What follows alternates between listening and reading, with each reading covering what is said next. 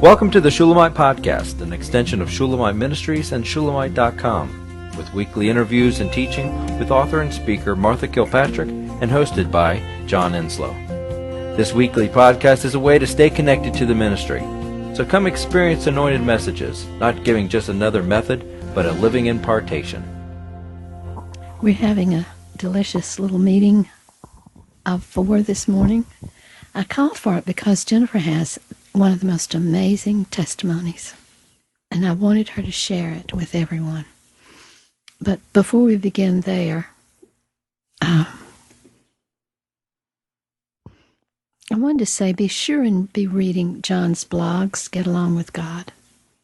He's on a subject that is so practical and wonderful, and is living the moment and knowing that you have everything you need in the moment. And since he's on that topic, I wanted to share how real that can be. During my husband's illness, he went through 3 years of extreme illness of 2 different things. And one of the things I learned to do with him was to say, okay, right this moment, you have everything you need. And he would say, I do. And I would remind him of that over and over for those 3 years. And he would get to where he would say, okay, I have everything I need this moment. And it liberated him from fear and concern and sense of being overwhelmed. It was powerful for him and for me, because I too, going through it, had what I needed just now, just this moment. Don't have to worry about tomorrow. So I wanted to just share that because it's so usable and practical to live in the moment. No matter what crisis is going on, you still have only the supply of this moment. And of course, it's when the Lord says, give no thought for the morrow will take care of itself. Sufficient unto the day is the evil thereof. And we can't, we're sheep, we can't carry a burden, but we try to, because some of us are goats. And so we think we can. Goats think they can. And they think they're wonderful. So that was the first thing I wanted to share. The other one is I had a call from a dear friend in another state, and she said, Martha, you will have a conference. Do you understand? You will have a conference coming. There is no if, because I've been praying for it. And she said, I've never been able to come to a conference. I'm coming to this one. Just to understand, I will be there. It was so cute and delightful and encouraged me so. But I went ahead and told her we were pretty set on having it in Dahlonega. Jennifer says we've had a lot of responses of enthusiasm about that. And she said, sounds like a delightful little town, and it is. And so we're going to have it in Dahlonega and work out all the details of that. And it looks like it's going to be in the fall, just the right time to be in the mountains when the leaves are turning. We'll give you more information as soon as we can nail it down. So, and changing now to another subject, we've been really intensely learning about forgiving and absolute unconditional loving, and I'm keeping those 2 things in my heart present. And though I've written a book on forgiveness, there's still a lot to learn, and I'm learning.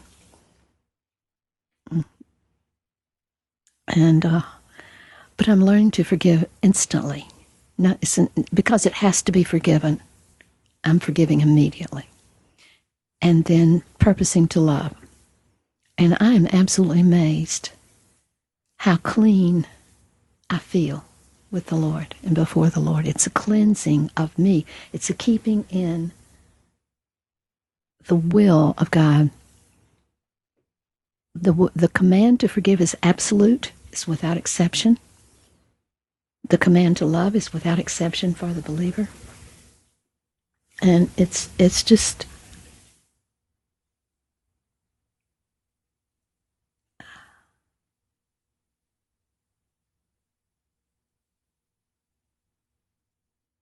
it's something I think we're learning as a church.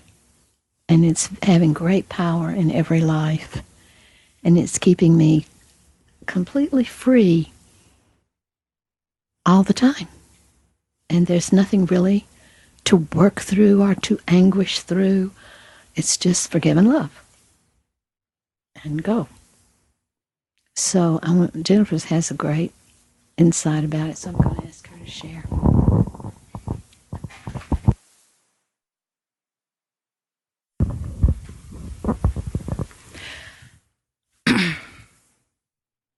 When Martha mentioned what she just talked about to me the other day, and she was saying how the Lord was taking her ever deeper into forgiveness and how that's walked out, which he has been doing with all of us.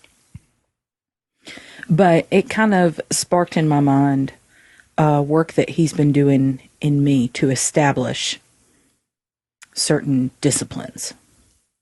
And Martha, you did a message a couple years ago, and it's called For the Sake of the Light. And it is a phenomenal message. In that message, you talk about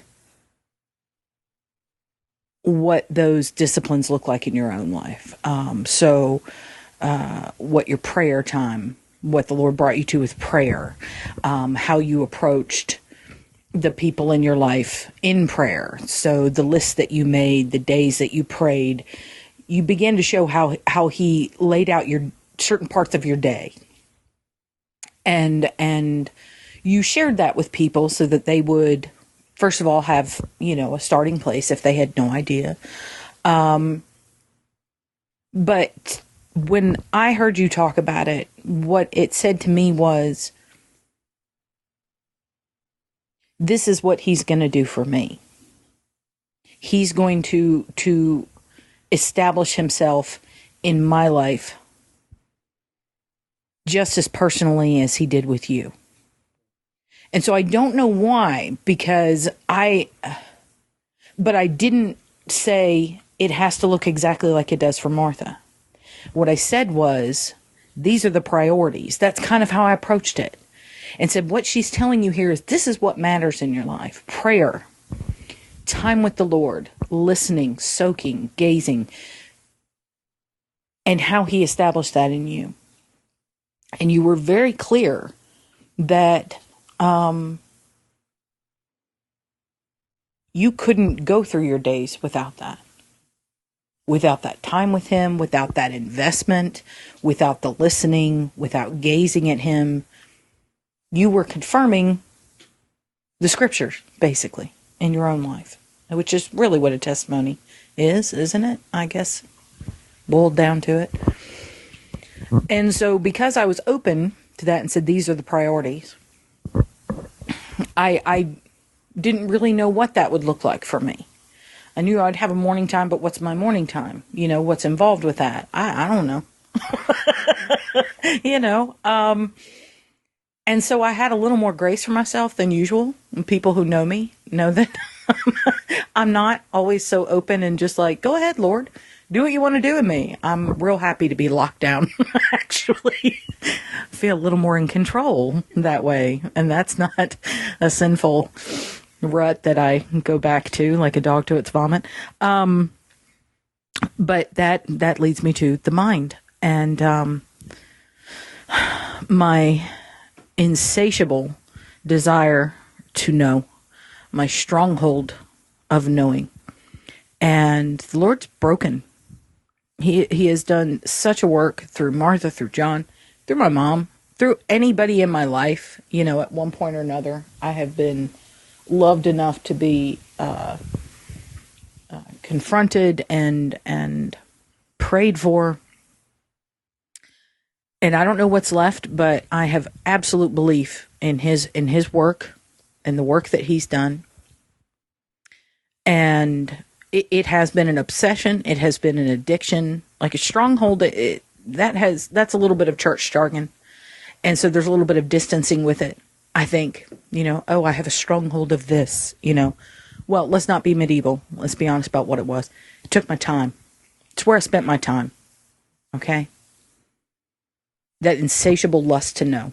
What that looks like, for me anyway, was hours upon hours reading books, sometimes fiction, lots of times nonfiction, trying to figure things out, news, going from blog sites to newspapers to magazines to news channels. This is where my time was invested. This is where my life was invested. That's what a stronghold looks like in the practical. It is your life. And part of the breaking of that stronghold was this year. I fasted from any and all news, random knowledge, even, for what it ended up being. It was like 35 days. Cold turkey. And the first week, the first 5 days were rough. It was rough. It is no joke when you have built your life around something and then God comes and smashes that altar down and that idol is removed.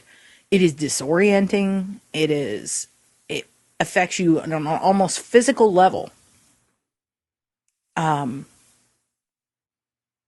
But by the second week, I was sleeping better. I didn't realize how tied my life was to the elements of fear and control and bitterness and frustration and rage. I mean, it's amazing how many things I had been opening the door to and feeding in my life through that lust for knowledge. Martha gave me carte blanche to kind of go into that. I think that gives a clear enough picture. Yes? So anyway, what I told Martha was about one of the places that the Lord is establishing a new discipline in my life. And that is in my intake of facts and figures from the world around me. I used to do it to serve me, to serve my idol, whatever. But it had nothing to do with God. And I don't have the compulsion to go running around online to spend hours upon hours. But I do still go and look and see and read. But what's interesting now is, there are some voices that are just gone from my life.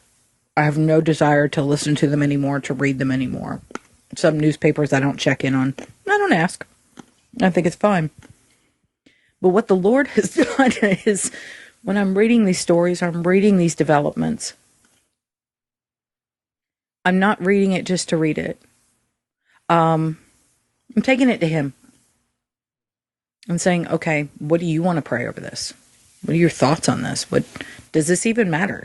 Do I even keep this, or do I just ask you to flush it out my left ear? It's become, I don't know. It's become relational with Him, and it's become communal from the sense of prayer. Because what I feel He tells me to pray, I pray. And I told Martha what's amazing about that is no fear gets in that way. I could spend an hour reading some of the worst stories. And right now, if you're involved in the news, they are full of the worst stories. Horrors. Absolute occult horrors. And I am utterly unaffected. It doesn't own me. It doesn't have me. It doesn't sit on me. I am rolling it over to Him. I'm putting it at His feet and saying, what do you want me to pray? What do I pray in this? And when I do that, when I've prayed and it's His, I'm done. I'm free. It becomes also obedience. It becomes a way of loving Him in that moment.